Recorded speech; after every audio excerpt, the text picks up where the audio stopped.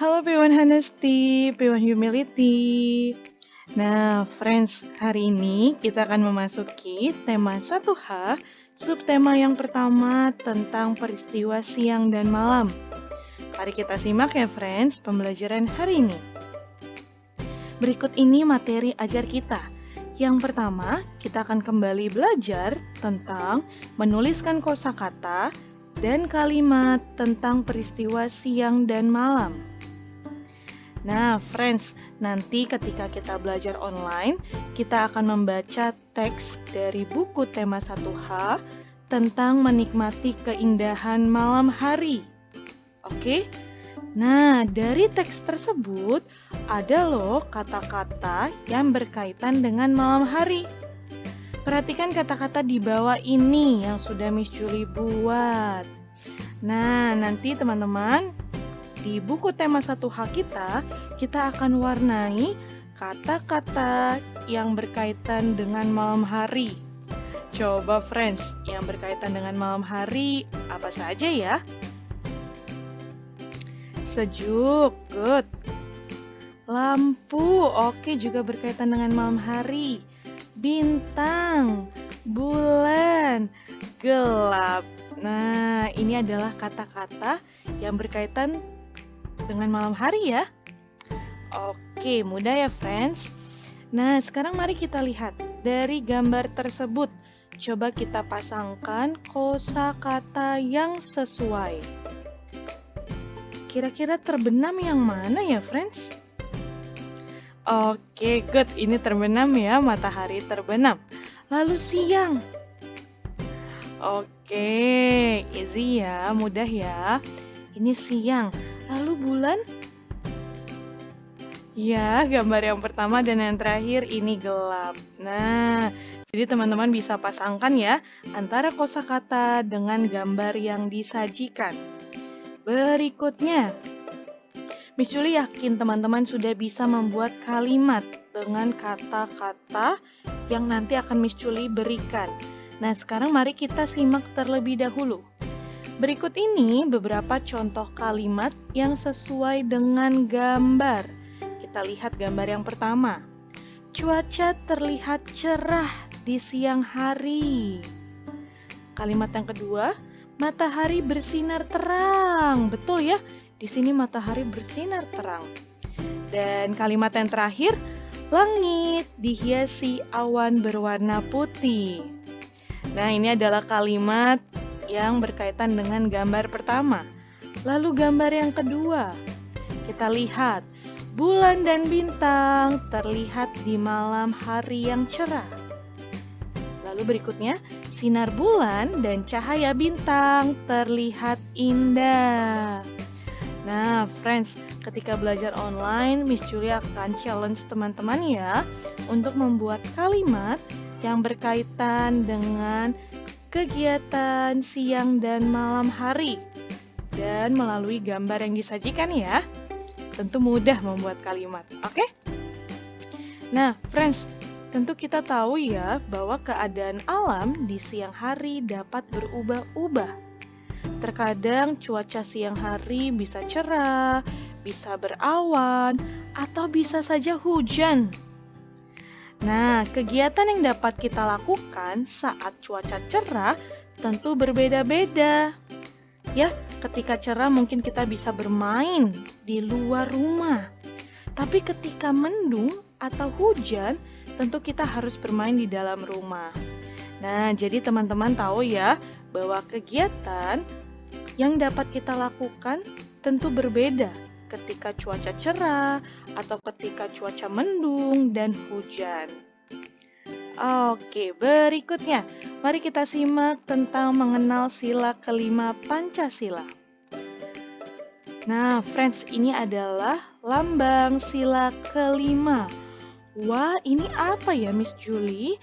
Nah, friends, sebelum kita lihat lambangnya, teman-teman tentu masih ingat ya bunyi sila kelima, yaitu keadilan sosial bagi seluruh rakyat Indonesia.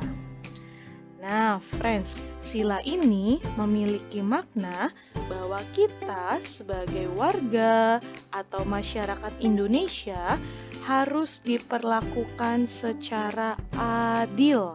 Ya, sila kelima Pancasila disimbolkan dengan gambar padi dan kapas. Nah, jadi kita harus menerima keadilan, ya. Dan ini adalah lambangnya, padi dan kapas.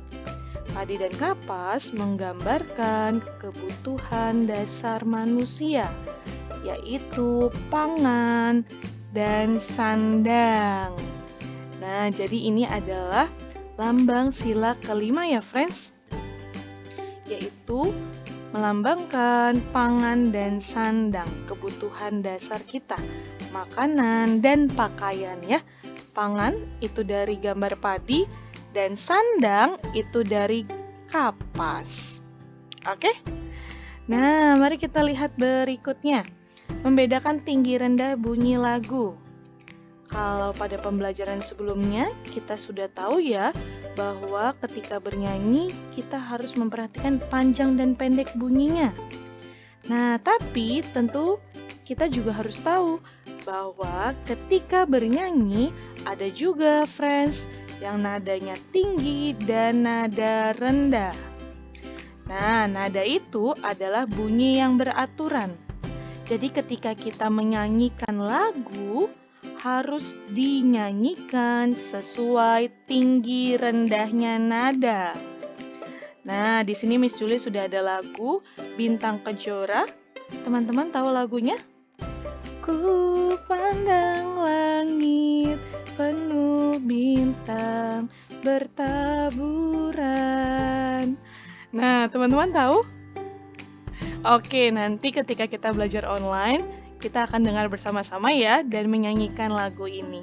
Oke, agar kita semakin tahu bagaimana membedakan nada tinggi dan nada rendah.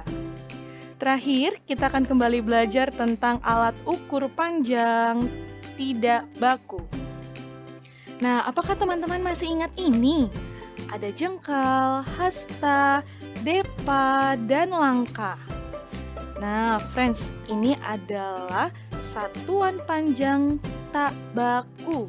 Ya, kita bisa mengukur panjang di sekitar kita, panjang benda-benda di sekitar kita, dengan satuan tidak baku, dengan jengkal, ya, dengan hasta,